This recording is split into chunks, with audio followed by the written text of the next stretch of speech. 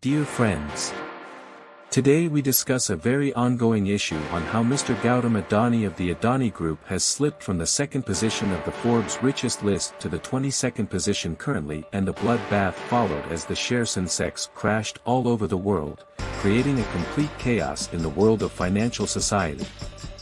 We specifically discuss as why Adani Group is not pursuing a lawsuit against Hindenburg and what will be the outcome if he chooses to do so in the US in this episode. Please subscribe, share, like and comment your views. Thank you. Adani Group, an Indian conglomerate, stated last week that it was considering remedial and punitive measures against Hindenburg Research, the short seller whose damning report on January 24 ignited the sell-off, in the midst of a market meltdown that cost it $65 billion in market capitalization. If Adani is referring to a lawsuit in the United States, it appears that only two of the roughly 20 companies that Hindenburg has attacked in research reports published since 2017 have actually sued the short seller for defamation.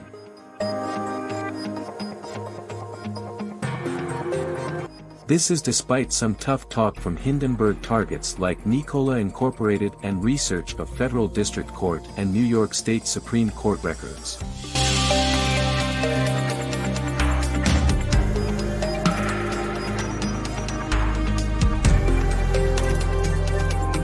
And in 2019, the court cases filed by Bollywood film production Eros International plc and China-based real estate developer Yangtze River Port and Logistics Ltd., respectively, were both dismissed.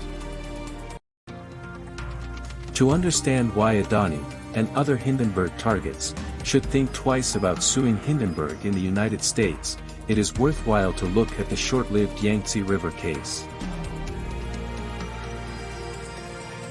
In a 2018 study, Hindenburg criticized Yangtze River, calling the Nasdaq-listed business a shell and a scheme that solely functioned to move funds from American investors to Yangtze's chairman and controlling shareholder. Yangtze filed a defamation lawsuit against Hindenburg, its creator Nathan Anderson, and a sibling business called Clarity Spring Incorporated in Manhattan's New York State Supreme Court. The lawsuit was dismissed in 2019 by Justice Peter Sherwood, who determined that Hindenburg's allegedly defamatory remarks were protected First Amendment speech. The judge observed that at the outset of its report, Hindenburg had provided a disclaimer on its short position in Yangtze shares. Sherwood noted that the short seller frequently tempered its charges with qualifiers like, "we think," and "we believe," and indicated throughout the report that its opinions were based on open sources that Hindenburg hyperlinked. The report is therefore nothing more than a financial commentary based on the publicly available material provided and linked to by the report, or textbook opinion, the judge wrote. Financial analysis regarding publicly traded companies is also regarded by most American courts as free speech, according to Roy Gutterman, a communications law expert and the director of Syracuse University's Tully Center for Free Speech. Courts consider the context of the claimed defamatory utterances as well as their content and verifiability, according to Gutterman. Specifically for publicly traded corporations, the framework of financial analysis tends to be pure opinion, he continued. Another instance is the Eros case, which involved Hindenburg, Anderson, and Clarity Spring. The Yangtze River case was simpler than the Eros action, but the result was the same. The company claimed that a number of short sellers, including Clarity Spring, had worked together to artificially lower the price of its shares. Eros asserted that the conspirators had constructed Hindenburg Research as a fictitious persona to convey false information about the Indian film studio.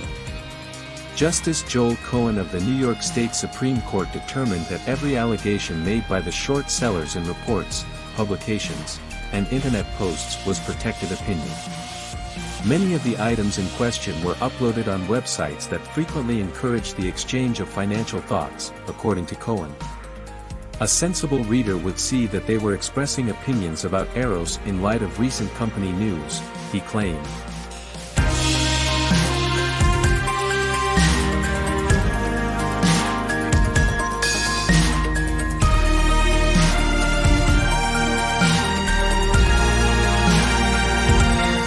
Fortunately, the barrier of financial analysis is not impenetrable. Adani or another target may be able to hold the short seller accountable if they can demonstrate that certain factual assertions in a Hindenburg report were untrue. However, in a situation like this, establishing a truth to be false may be challenging, according to Gutterman. Winning a libel case is far different than threatening one.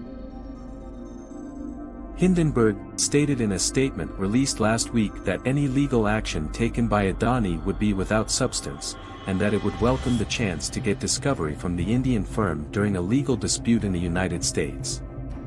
On its website, Hindenburg celebrates the consequences of its research findings, which have sparked several regulatory inquiries in the US and shareholder class lawsuits. These outcomes, according to Hindenburg, demonstrate the breadth and veracity of its findings. A biopharmaceutical business retaliated when a Hindenburg research report said that an inventor with deep ties to the company was a lifelong con artist. The short seller, in fact, is so confident in its research that it filed its own defamation complaint against the company in August of last year. Following the publication of the article, the firm Enochian Biosciences Inc. sent a shareholder letter in which it claimed that Hindenburg had fabricated parts of its interactions with company representatives regarding a criminal case being brought against the inventor in Turkey. In its lawsuit, Hindenburg said that Enochian's factually incorrect charges, which were also submitted to the U.S. Securities and Exchange Commission, had wrongfully tarnished its well-deserved reputation for thoroughness, precision, and correctness. The plan paid off. A few weeks after the short seller filed its complaint in federal court in Manhattan, Enochian changed the shareholder letter that was sent to the SEC to take out criticism of Hindenburg, and the latter later abandoned the case. In its warning of legal action last week, Adani, which has referred to the Hindenburg study as maliciously nasty and unresearched, did not make clear if it is considering filing a lawsuit in the United States or in India. What is Hindenburg and how was the company firm Hindenburg formed originally? A German blimp propelled by hydrogen that was heading into New Jersey in 1937 caught fire and collapsed, killing all 35 people on board. About 100 individuals were placed onto a balloon that contained the universe's most combustible substance, therefore it may be considered a man-made tragedy. Hindenburg was the name of the airship.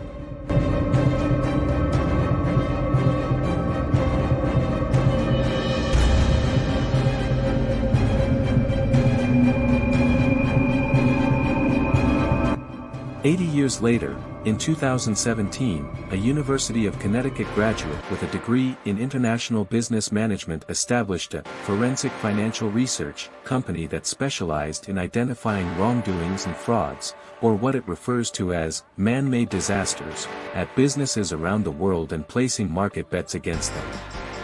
Hindenburg Research is the name of the company founded by Nate Anderson in honor of the sinking airship. Before moving back to the U.S., 38-year-old creator Anderson lived in Jerusalem, Israel. He then worked as a consultant for FactSet, a provider of financial data, before working at broker-dealer businesses in Washington, D.C., and New York.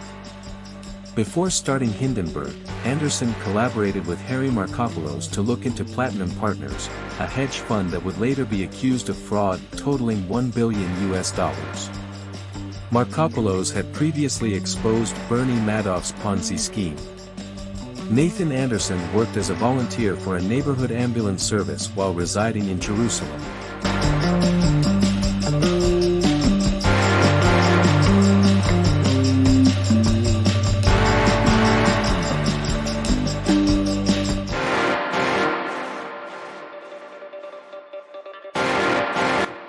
Best known for its wager against Nikola Corp, a manufacturer of electric trucks, in September 2020 over alleged lies and deceptions in the years preceding its proposed alliance with General Motors.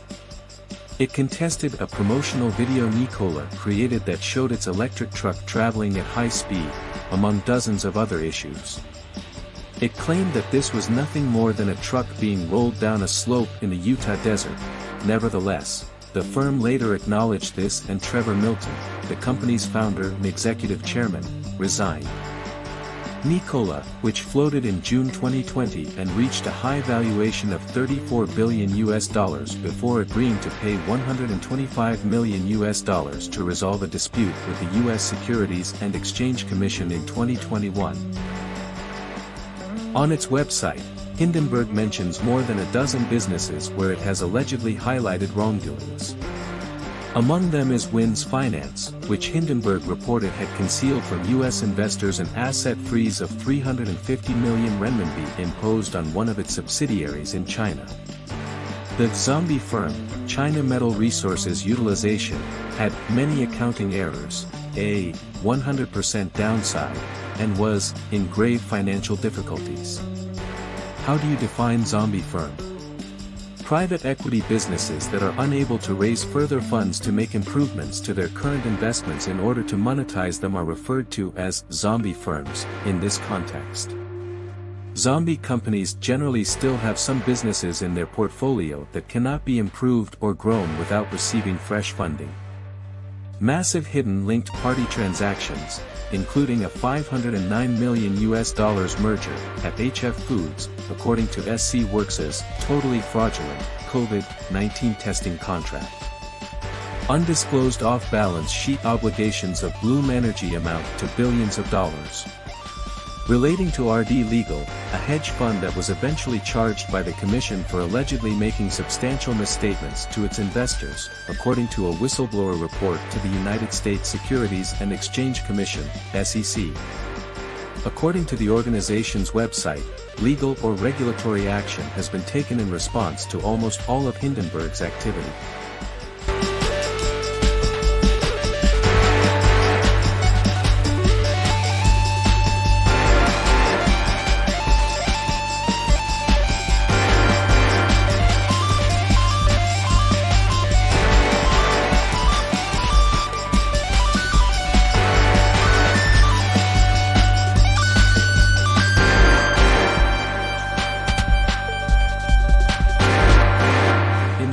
Hindenburg made several revelations and accused Adani for fraud and concluded 88 questions to be answered if Gautam Adani truly embraces transparency, which should be easy to answer according to Hindenburg report.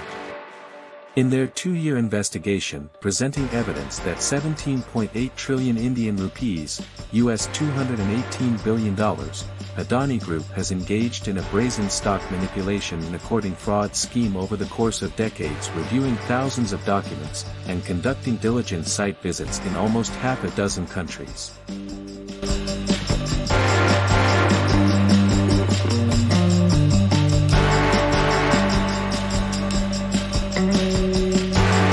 Such accusations against the Adani Group have been raised by other parties besides Hindenburg.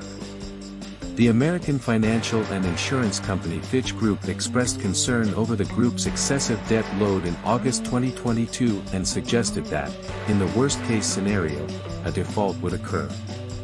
The newspaper did add, however, that the Adani Group finds comfort in its solid ties to banks and the Indian government. The company has been referred to by the Indian government as being too big to fail. Adani's life and the Indian banks and government officials will be disgraced on a wider scale if it pursues a legal challenge in the US, since more legal documents will need to be produced and examined.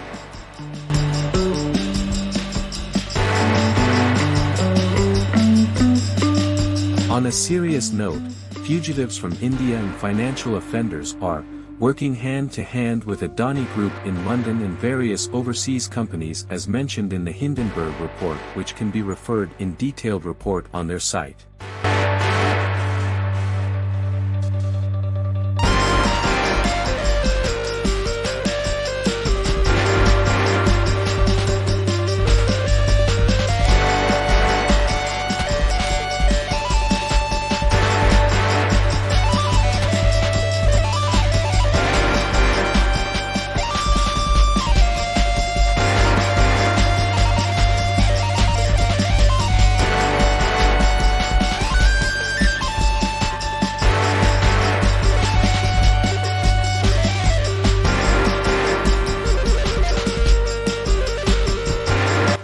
Joe Johnson, a former Conservative minister and brother of former Prime Minister Boris Johnson, has stepped down and resigned as director of Elara Capital plc, a UK firm named in a short seller report about the Adani Group. British Prime Minister Boris Johnson was embroiled in controversy in April of last year after climbing upon an excavator and waving to the reporters at the Adani headquarters only hours after landing in India. On no instance can Adani therefore fight a lawsuit with Hindenburg in US till this report is being made.